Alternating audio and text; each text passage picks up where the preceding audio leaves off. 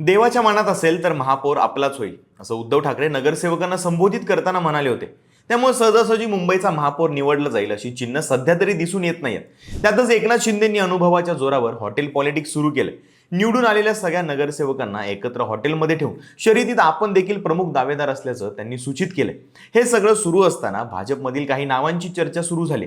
तेव्हा मुंबईचा महापौर कोण होणार, कोणत्या पक्षांचा होणार आणि समीकरणं कशी जुळणार हे सगळं आजच्या या व्हिडिओमधून आपण बघणार आहोत. नमस्कार, मी शुभम गोरे आणि तुम्ही पाहताय लगाव बत्ती. आकडे कसे जुळले जाणार हे पाहण्याआधी नेमके आकडे किती आहेत, कोणत्या पक्षाला किती जागा आहेत ते एकदा पाहूया.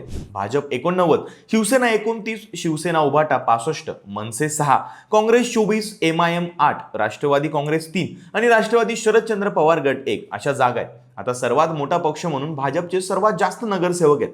महापौर निवडीची प्रक्रिया पाहिली तर बहुमताने ही निवड होते. म्हणजे त्यासाठी एकूण जागांपैकी निम्म्या जागा आवश्यक आहेतच असं काही नाही.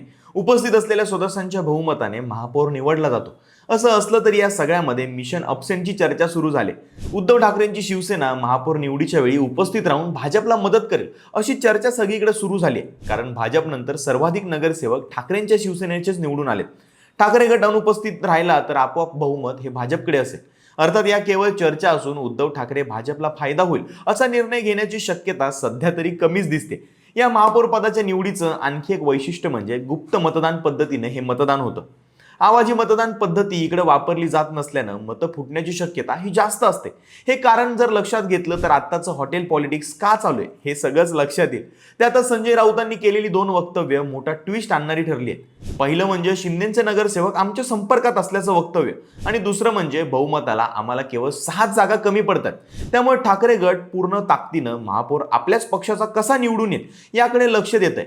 यात आता मुंबईचा महापौर हा भाजपचाच असला पाहिजे यासाठी मित्र पक्षांसोबत सन्मानजनक तोडगा काढण्याच्या सूचना केंद्रीय नेतृत्वाने भाजपच्या नेत्यांना दिल्याची देखील चर्चा आहे.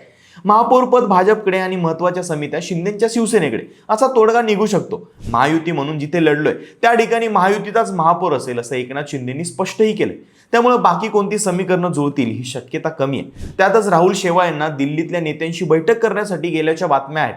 त्यामुळे हॉटेल पॉलिटिक्स करून दबावतंत्र करण्याचा प्रयत्न तितकासा यशस्वी झाला नसल्याचं दिसून येत आहे. आता राहतो मुद्दा कोण होणार मुंबईचा महापौर. तर महापौर पदाची आरक्षण सोडत ही 22 तारखेला निघणार असून त्यानुसार कोणत्या प्रवर्गासाठी हे पद राखीव असेल हे लक्षात येईल. भाजपमधून सर्वाधिक चर्चेत आणि शर्यतीत असलेली नावं म्हणजे शीतल गंभीर देसाई, मकरंद नार्वेकर, डॉक्टर प्रज्ञा सावंत, प्रकाश दरेकर, तेजस्वी घोसाळकर ही काही नावं चर्चेत आहेत. यातील शीतल गंभीर देसाई यांचं नाव प्रामुख्याने चर्चेत आहे. सध्या त्या मुंबईच्या भाजप महिला मोर्चाच्या अध्यक्षपदावर कार्यरत आहेत. याशिवाय माजी आमदार सुरेश गंभीर यांच्या त्या कन्याही आहेत. दुसरं नाव म्हणजे तेजस्वी घोसाळकर. त्यांनी नुकताच निवडणुकीच्या पार्श्वभूमीवर शिवसेनेतून भाजपमध्ये प्रवेश केलाय. त्यामुळे नवख्या उमेदवारांना भाजप संधी देईल ही शक्यता कमी आहे. आणखी एक नाव शर्यतीत आहे ते म्हणजे मकरंद नार्वेकर यांचं. विधानसभा अध्यक्ष राहुल नार्वेकर यांचे ते भाऊ आहेत. अधिक संपत्ती असलेले आणि श्रीमंत उमेदवारांपैकी एक असं म्हणून मकरंद नार्वेकर आधीच माध्यमांचा विषय बनलेले. या व्यतिरिक्त त्यांच्या प्रचारादरम्यान राहुल नार्वेकर यांनी आचारसंहिता भंग केल्याचे आरोप झाले.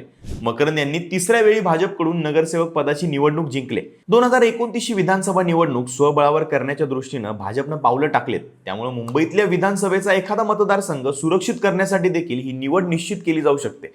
आता विषय असा आहे की समजा 22 तारखेच्या आरक्षण सोडतीत महापौर पदासाठी अनुसूचित जमाती या प्रवर्गासाठी पद राखीव झालं तर मात्र ठाकरे गटाला लॉटरी लागण्याची चिन्ह आहेत.